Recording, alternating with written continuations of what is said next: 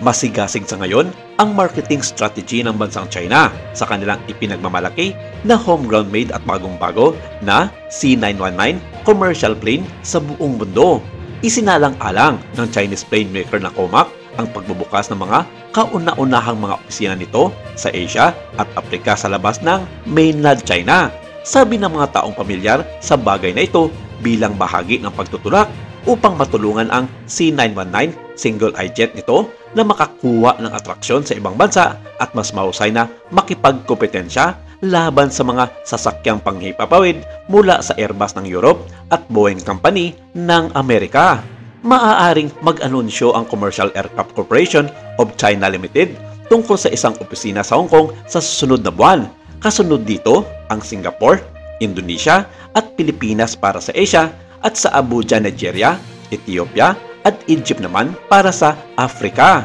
Sabi ng mataas na empleyado ng nasabing Chinese plane maker na Comac, ang mga nasabing lungsod at bansa ay nakikita bilang mga kakit-akit na opsyon dahil sa pamilyar at okasyon nito na malaki ang ginagampanang responsibilidad pagdating sa aviation industry.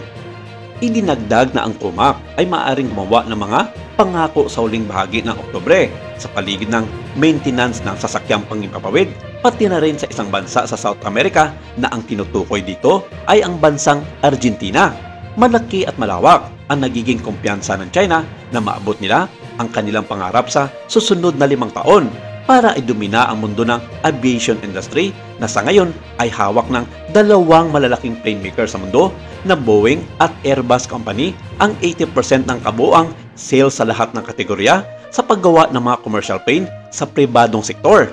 Hindi pa rito kabilang ang mga military aircraft na gawa din ng 2 nasabing kilalang plane maker sa buong mundo kung saan karamihan sa mga gumagamit nito ay ang mga makapangyarihang bansa sa mundo tulad na lamang ng Amerika, mga bansa sa Europa, sa Asia at maging ang China. Halos maganda na rin ang naging simula ng Comac sa mga lokal na airline industry sa China na halos sa lahat ng mga airline nito ay may kanya-kanya ng order sa C919 tulad na lamang ng flag carrier nito na Air China, China Southern Airlines at Hainan Airlines.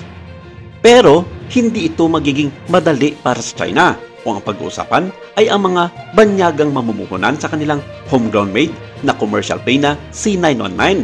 At alam nila ng isa sa mga balakid sa kanila dito ay ang bansang Amerika, mga bansa sa Europa at maging dito sa Asia. Sa pagkikipag-usap ng mga matataas na opisyal na nasabing Chinese plane maker sa mga bansang nais nilang lagyan ng mga opisina, isa pa lamang ang nagbigay interes sa kanilang alok at ito ay walang iba ang bansang Egypt na matatagpuan sa kontinente ng Afrika. Pero hindi pa pinali ito dahil nakatuon din ang lahat ng desisyon nito sa buong African Union. Sa Pilipinas naman, wala pa naging tugon dito ang gobyerno kung aaprobahan ba nila ang kagustuhan ng Chinese plane maker na mamuhunan at magkaroon sila ng kanilang sariling opisina sa bansa para sa inarap sa pananaw na pagninegosyo sa himpapawid ng Pilipinas.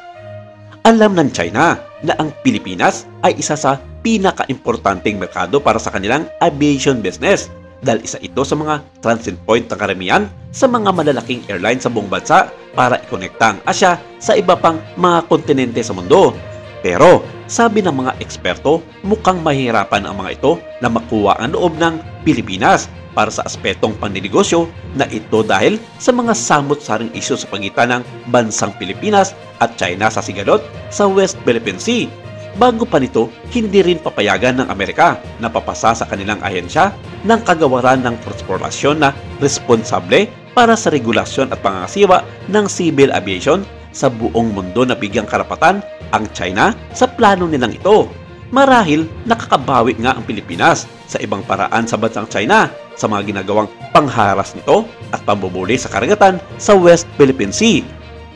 Mukhang wala lang sa timing ang naging pasya ng Chinese plane maker na Commercial Aircraft Corporation of China Limited na makipagsundo sa Pilipinas para sa kanilang simulain na pasukin at dominahin ang pandaigdigang aviation industry. Kung maganda lang sana ang pakikitungo ng China sa Pilipinas sa sigalot nito sa West Philippine Sea, malamang isa pa ang gobyerno ng Pilipinas na himukin ang Amerika tungkol sa bagay na ito at magbigay oportunidad sa 3 malalaking airlines sa bansa tulad na lamang ng Cebu Pacific, Philippine Airlines at AirAsia na mamuhunan sa kanilang ipinagmamalaki na C919 aircraft. Maraming salamat. Ito lang muna ang ating update for today.